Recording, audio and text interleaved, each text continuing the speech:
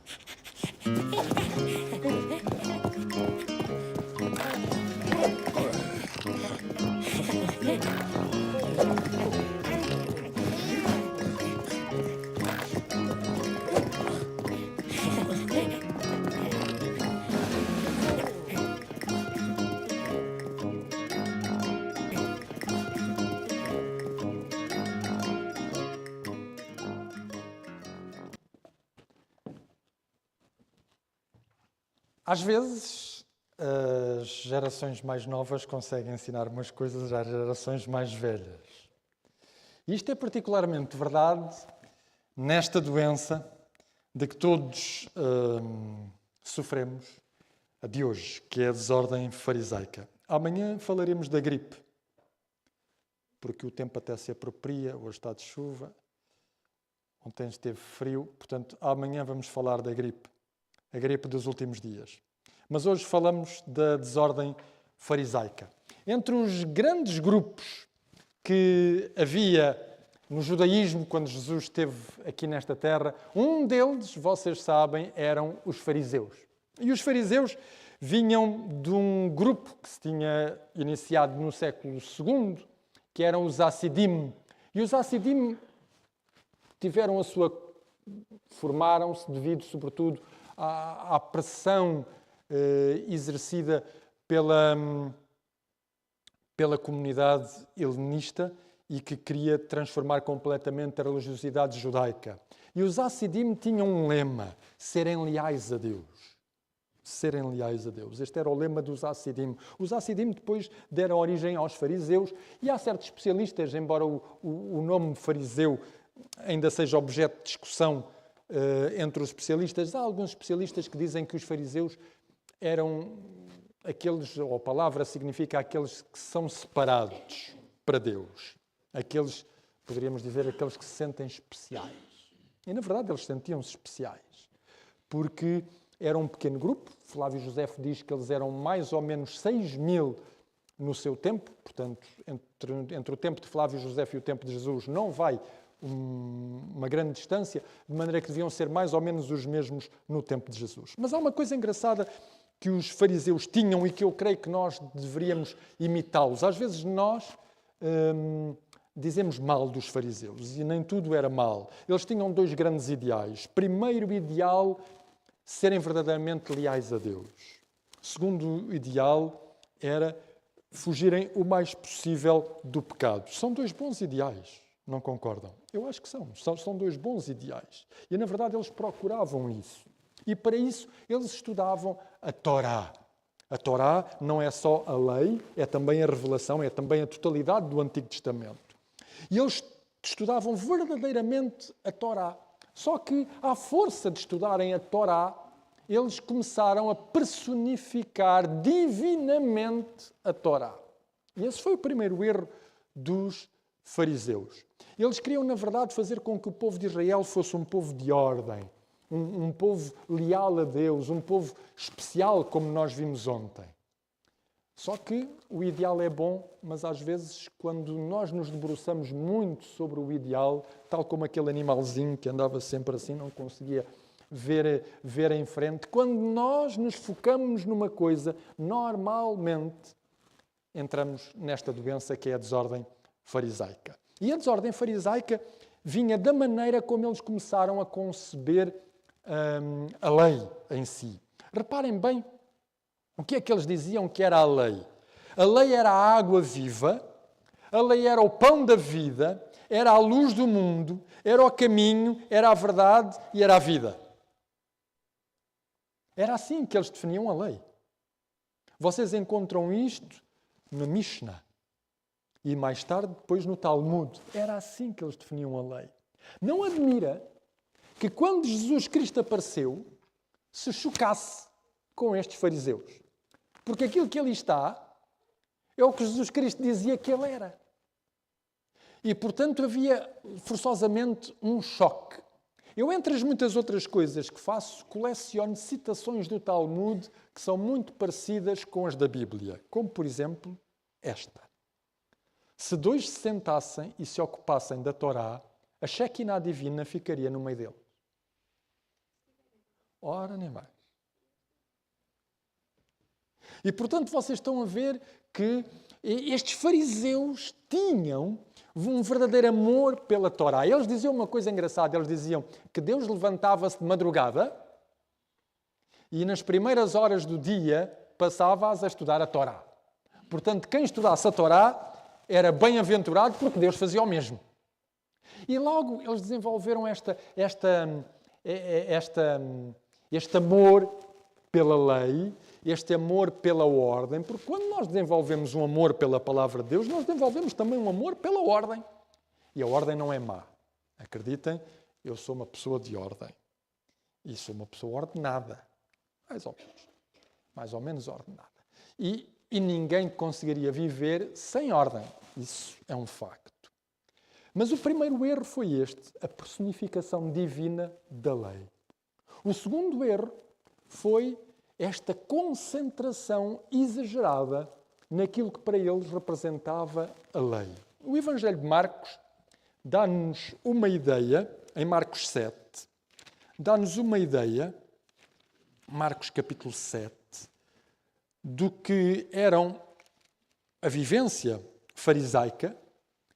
E nós temos aqui no capítulo 7, nos versículos 2 em diante, diz-nos assim, Marcos 7, versículos 2 em diante, e vendo que alguns dos discípulos dele comiam pão com as mãos impuras, isto é, por lavar, pois os fariseus e todos os judeus, observando a tradição dos anciãos, não comem sem lavar cuidadosamente as mãos, quando voltam da praça, não comem sem se aspergirem. E há muitas outras coisas que receberam para observar, como a lavagem de copos, jarros, vasos de metal e camas. E, portanto, Marcos, como escreve para pessoas que não sabem quem são os fariseus, descreve um bocadinho do que eles são. E estão a ver, portanto, eles tinham uma série de regras. E estas regras impregnavam toda a sua vivência. Já vamos ver o porquê destas regras. Mas a um determinado momento, aqui ainda no Evangelho de Marcos, no capítulo 7, nós verificamos que Jesus entra em rota de colisão com os fariseus, ao dizer no versículo 7 e no versículo 8, em vão me adoram, ensinando doutrinas que são preceitos de homens. Negligenciando o mandamento de Deus, guardais a tradição dos homens. E disse-lhes ainda, jeitosamente rejeitais o preceito de Deus para guardardes a vossa própria tradição. O conflito aqui em causa era a lavagem das mãos dos discípulos antes de comer. Mas os teus discípulos não lavam as mãos. Não era uma questão de higiene, era uma questão de ordem, de purificação ritual. E porquê é que eu vos trago esta doença? Raramente nós, adventistas, admitimos que sofremos da desordem farisaica. Podemos sofrer do sincretismo, podemos sofrer da indiferença amorosa, mas raramente nós admitimos que sofremos da desordem farisaica. Mas a verdade é que sofremos e bastante. E ela não ficou resolvida em 1888. Quando a Igreja Adventista começou, deu-se uma grande ênfase na lei, nos mandamentos. E a um determinado momento era lei e mandamentos, até à crise de 1888, quando dois jovens desafiaram o sistema e disseram: e que tal se nós falássemos da justificação pela fé? E isso não foi bem aceito na Igreja na altura. E acho que não foi bem aceito daí por diante. Embora começássemos a falar melhor da justificação pela fé. Nós, como adventistas, somos pessoas que gostam, tal como os fariseus, de regras. Já perceberam como nós gostamos tanto de regras? E o problema destas regras, o problema dos fariseus era o seguinte: se nós queremos ser especiais para Deus e guardar-nos de tropeçar na lei pecando, então o que é que nós vamos fazer? Nós vamos fazer muralhas defensivas para evitar que alguém peque, tropeçando na lei. E quais são essas muralhas defensivas?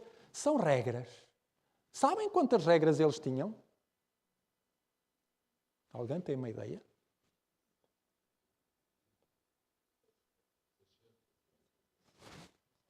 613 regras ou 613 mandamentos. Como é que eles se dividiam? É engraçado, porque eles dividiam isto de uma maneira muito gira. Não é ao meio, não se divide 613 ao meio.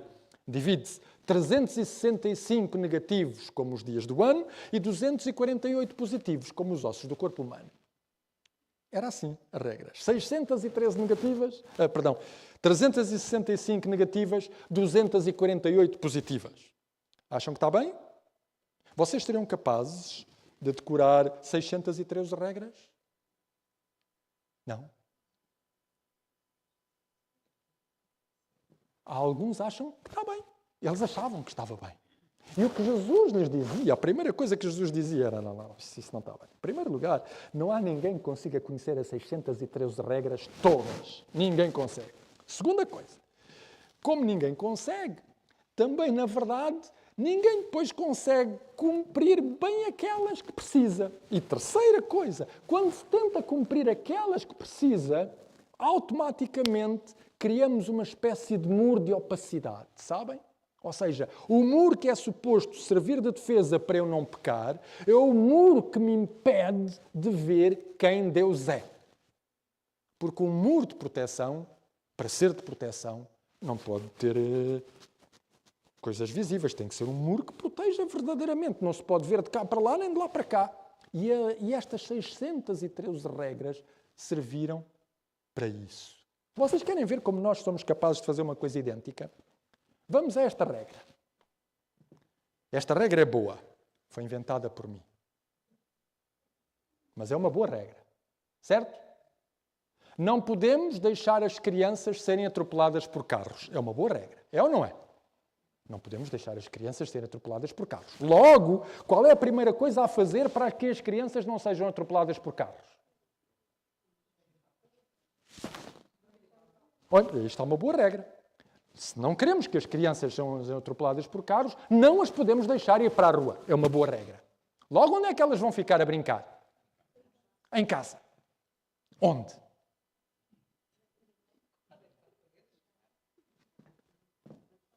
na sala. Elas vão ficar a brincar na sala. Mas a sala tem janelas, certo? Das janelas elas veem a rua. E ao verem a rua, qual é a tentação que elas têm? Ir para a rua brincar. E se elas forem para a rua brincar, vão ser atropeladas por carros. Logo, qual é a segunda regra que nós temos que fazer? Vamos fechar as janelas. É uma boa ideia. Então, já vamos na segunda regra. Uma boa ideia, fechar as janelas. Só que ainda temos a porta. Ainda temos a porta. Logo, o que é que a gente tem que fazer com a porta? Vamos fechar a porta. Terceira regra, fechamos a porta à chave. Muito bem. E a seguir? Escondemos a chave. É uma boa regra, escondemos a chave. Já vamos em 4 regras. Mas como vocês sabem, as crianças são traquinas. Elas andam por todo o lado. Elas vão dar com a chave. O que é que nós temos que fazer? Esconder melhor a chave. Ou então esconder melhor as crianças. Dou-vos uma sugestão. Podemos pôr as crianças na despensa. Se nós as pusermos na despensa e fecharmos a despensa à chave, e a chave do lado de cá, elas não têm chave do lado de lá, a despensa não tem janelas, e assim elas não vão para a rua brincar. E não são atropeladas por carros. Vocês estão a ver qual é o problema se nós continuássemos a raciocinar desta maneira? É que a um determinado momento deixaríamos de perceber qual era a essência da primeira regra. Porque iríamos ficar tão distraídos e de tal maneira focados em cada uma das regras que, entretanto, nós fomos criando, que a primeira regra deixava de ser percebida. Sabíamos que havia qualquer coisa que nós não deveríamos fazer, mas, entretanto, pusemos tantas regras à frente para proteger esta, que esta deixava de ter visibilidade. Foi exatamente a mesma coisa que os fariseus fizeram com cada um dos mandamentos. Eles criaram regras e depois vinha um rabi e pensava, espera lá, porque se acontecer isto assim, como é que nós vamos resolver? E vinha outro, e assim sucessivamente ao longo dos tempos. E isto está extremamente bem documentado, porque nós temos mais de 30 volumes do Talmud de Babilónia, que era o Talmud mais abalizado da altura, e, portanto, tudo estava legislado. Tudo. A vida de cada pessoa era perfeitamente controlada e controlável. E os crentes no tempo de Jesus viviam numa espécie de Big Brother. E este era o problema. O muro de defesa, que deveria proteger contra o pecado, não só impedia de ver quem era Deus, como era um muro repressor.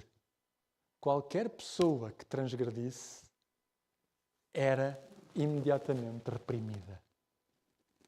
E se os irmãos repararem, em cada uma das nossas igrejas, cada uma delas, e eu creio que aqui também, nós temos regras. Somos bons a fazer regras. Somos bons a fazer regras nas escolas, nos acampamentos. Para tudo nós construímos regras. E como nós percebemos que a maldade humana não tem limites, nós queremos também fazer regras sem limites. E com algumas das regras nós até nos damos bem. Com outras nem tanto. Por exemplo, nós sabemos quais são os 2 regimes alimentares da Bíblia, certo? Espero que sim. Há um em Gênesis, certo? E há outro em Levítico. Nós sabemos quais são os regimes alimentares da Bíblia. E nós sabemos uma terceira coisa, é que Deus dá-nos liberdade para nós escolhermos entre os 2. Certo? Mas em algumas igrejas essa liberdade é absolutamente restrita. Basta nós termos, por vezes, um almoço em conjunto e vai haver alguns irmãos que vão zelar para que não haja açúcares. Ou então, outros vão zelar para que não haja mesmo nenhum animalzinho de Levíticos 11. A opção aqui é o regime alimentar de Gênesis. Ou haverá alguns, e eu também já vi isto em algumas igrejas, que olham para a marca de um determinado produto e dizem, esse não! Esse não, porque essa marca tem uma filosofia horrorosa. Ou então, há igrejas em que nós temos uma regra sobre o vestuário. E é simples. Já que os homens não podem vir de saias, as mulheres não podem vir de calças. Há igrejas que é assim. Se calhar aqui não é. Mas há igrejas que é assim. E há outras igrejas que têm até regras sobre a maneira como se deve aceitar uma pessoa com o penteado. Não deve haver penteados mundanos. E eu digo que o meu penteado não é mundano, é modano. Está na moda. E, portanto, vocês estão a ver, às vezes todos nós construímos regras. Todos. E todos nós, muitas vezes, com um bom objetivo. O grande problema é quando a regra se transforma no meio para eu louvar a Deus e adorar a Deus.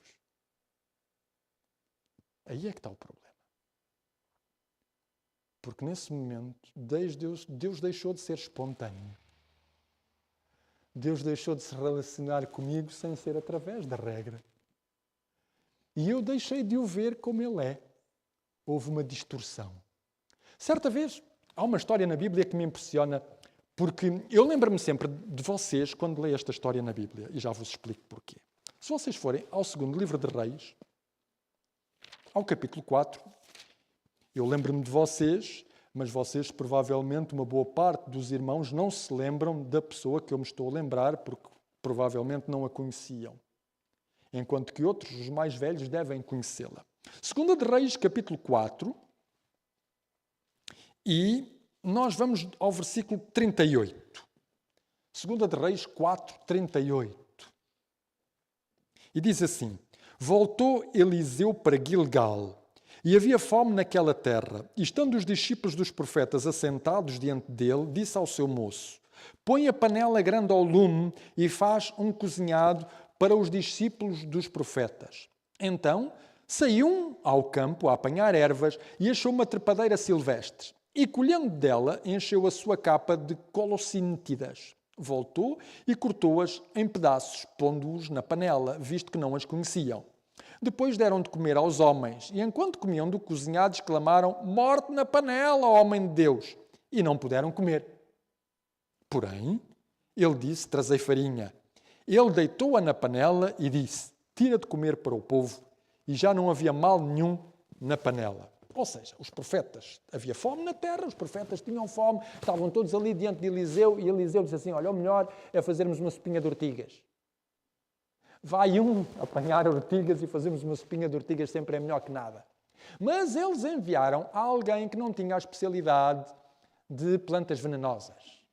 Os desbravadores têm uma especialidade que é plantas venenosas. Esta pessoa que foi apanhar aquelas ervinhas não tinha essa especialidade e aquela pareceu-lhe que era uma boa planta e apanhou-a. Vai na volta, era venenosa.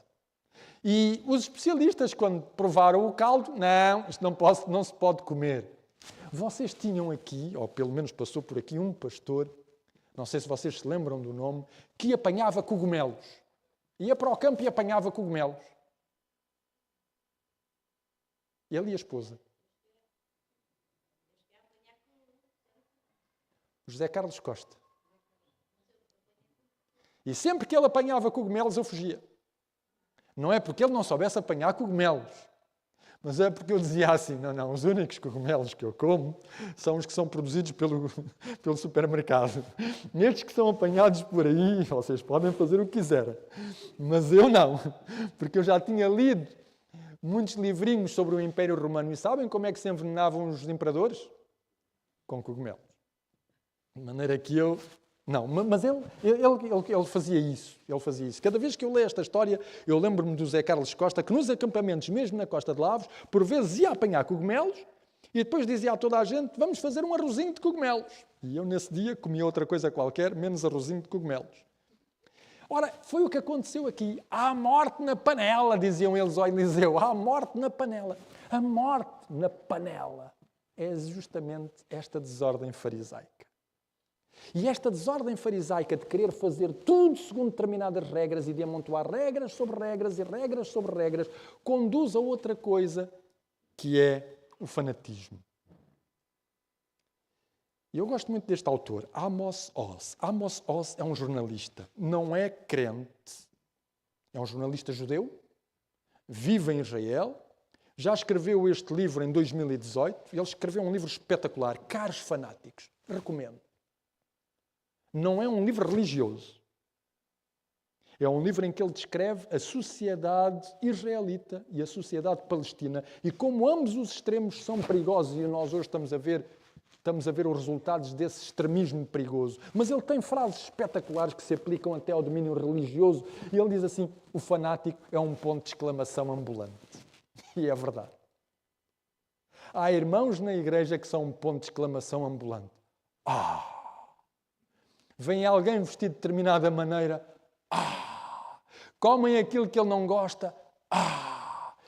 Um ponto de exclamação ambulante. É verdade.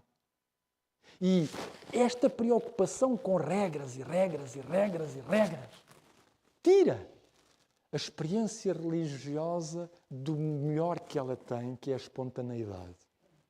E faz perder a confiança. A confiança em Deus e a confiança nos outros. Vocês acham que Deus confia em nós? Eu acho que sim. Apesar de sermos pecadores, Ele confia em nós. Porque Ele diz assim, com mais erro ou menos erro, com mais tropeção ou menos tropeção, se eles seguirem o que eu lhes digo, eles vão chegar lá. Deus confia em nós. E a desordem farisaica corta essa confiança. A desordem farisaica é a tentativa humana de construir uma religião para chegar a Deus. Quando, afinal de contas, o que nós precisamos é de construir uma relação com Deus. E depois a desordem farisaica é a tentativa de um determinado grupo de pessoas monopolizarem a compreensão que os outros devem ter sobre a relação com Deus. E isso, para quem defende a liberdade religiosa e quem já foi departamental da liberdade religiosa, é um atentado enorme àquilo que Deus nos concedeu, que é o livre-arbítrio. Se Deus me diz a mim, tu és livre de seguir para onde tu quiseres, escolhe o bem, mas és livre de seguir para onde tu quiseres, porque é que haverá um determinado grupo na igreja que me há de dizer o que é que eu devo e o que é que eu não devo fazer, segundo o que eles acham que é certo e que é errado. No fundo, a desordem farisaica diz assim, a Bíblia é a nossa regra de fé, mas não é. O que é o entendimento e a interpretação que eles têm da Bíblia. Daí ser uma doença tão perigosa como as outras.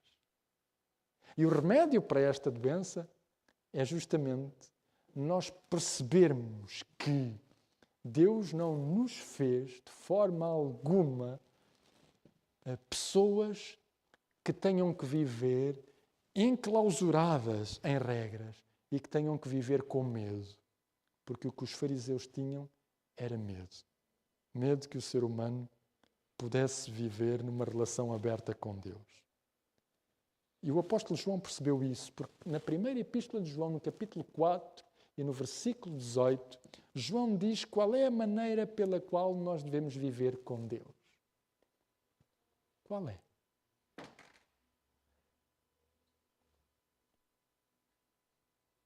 João diz assim, o amor lança fora